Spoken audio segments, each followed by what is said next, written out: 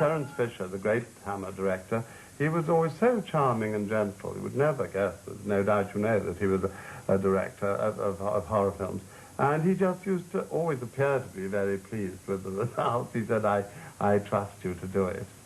And the only director I worked with who was rather fussy, but it was very interesting working with him, was Joseph Losey, the great Joseph Losey, where, of course, he directed The Damned for Hammer, which was very interesting for me and a different thing altogether. He was terribly fussy at the recording and wanted things changed. And sometimes we just did a little thing just to make him feel that it had been changed. I remember once we were doing some little section of music, and there was something he couldn't quite explain what it was that he didn't like. But I suggested going to the piano and sort of plinking on the string, doing something like that on the string. And I went and did that while the section of music was being recorded. I said, that's it, that's what I want. But I don't think you heard those plink-plonks on the piano strings at all. But he was the only director I've worked with who was kind of fussy, or seemed to be. Hammer's roster of distinguished directors included Seth Holt, John Gilling, Freddie Francis, and Terence Fisher. Hammer were amazingly fortunate to have Terence Fisher standing by, ready to take the whole Gothic revival on his shoulders. He was particularly useful in that he took the material seriously and solemnly, but he didn't try and jazz it up. He was, I think, a sort of English gentleman in the Conan Doyle storyteller tradition. Right, action. He was such a dear, kind, cuddly little man. Very shy. He has been an excellent editor, which is very helpful to any film director, because they can help with the economy of film, because he knows exactly where he wants to cut the picture, so you don't get yards and yards of footage that will never be used. He did a great deal of homework, which was frightfully important. In film, particularly when your schedule is such a short, I mean, 3 weeks isn't a great deal of time to do a 1.5-hour film. He didn't have time, no director would have, to give every actor 100% of his time what they had to do. So it's up to the individual actor to do his own homework. And often you'd suggest a thing to Terry, and he'd either say, dear boy, that is a very good idea, and we will do so and elaborate upon it. Or he'd say, no, because I don't think you do that because of this. So it was one of those tremendous team things that happened. We used to have a lot of laughs. And whenever he gave me a close-up, I used to make a point of walking up to him, putting a fiver into his hand. And we did it in such a way, because he was a pretty good actor too, that the unit really believed that I bribed him for a close-up every time I did it, until they caught on. It was a kind of a joke between us. He was a great arranger. He'd say, okay, show me what you should do, and then I'll tell you if it's right or wrong. And he knew what he was doing, believe me.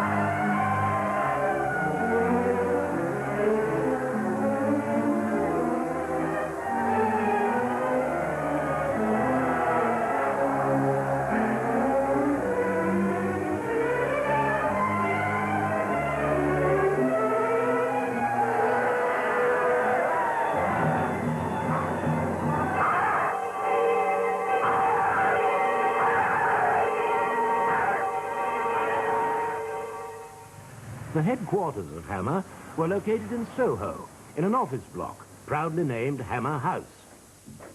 In command of the business operation was Lieutenant Colonel Sir James Carreras. He was the gardener. Very rarely saw him. I mean, I saw him because I used to work up in the office between pictures. But I think the entire time I was at Hammer, which on and off was about 15 years, I think he came to the studios maybe 6 times. I don't think he was particularly interested in me. It wasn't that he wasn't interested. I think it used to upset him to come down and see 30 people standing around, at least 28 of them appearing to do absolutely nothing at all, and he was having to pay them every week. And he He wasn't a production man, so I think they used to upset him. But he was the governor. Any success that Hammer had was due to him. Without Jimmy Carreras, there would have been no Hammer, in my opinion. He was preeminent amongst many equals. He had a quality which we don't find these days, and which, I may say, we desperately need in the British film industry. He was, quite simply, a showman, a very great showman, an entrepreneur. He knew what to give the public. He knew how to present it to them, how to market it. He knew exactly what kind of film they apparently wanted to see, and he gave it to them. I think it's all come about by the fact that we start with a title. We think to ourselves, what's a good title? And we think, To Love a Vampire. And so then we make a poster.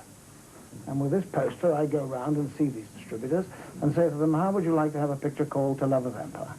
And they say, oh, wonderful, when can I have it? So I say, well, perhaps we can deliver it in about 6 months' time. And I say, you want to see a script, or do you want to know who's in it? And they say, no, don't bother about that. This is a Hammer film, and we know it'll be all right. I remember going to America with him, first time I ever went, in 1958, for the premiere of the first Dracula in New York. It was quite an occasion, I can tell you, to say the least, at midnight.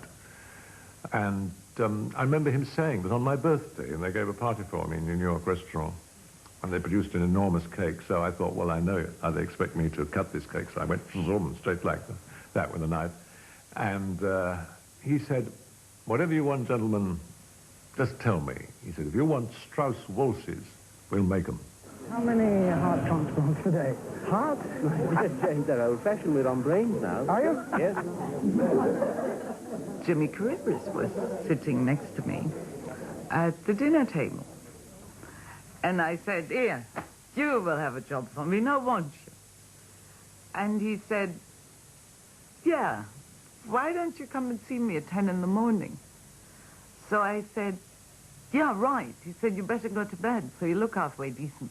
And I did, and everybody laughed, and everybody thought I was mad. But I immediately left and went to bed. Crazy woman. And I went to see him the next morning, and I remember Maxi Fashion had just come into vogue, and I had this black gear on. And I went into his office, and I said, Colonel Sir, Lieutenant Pitt reporting for duty, sir. And he laughed, and that was the beginning of a wonderful working relationship. It's really good.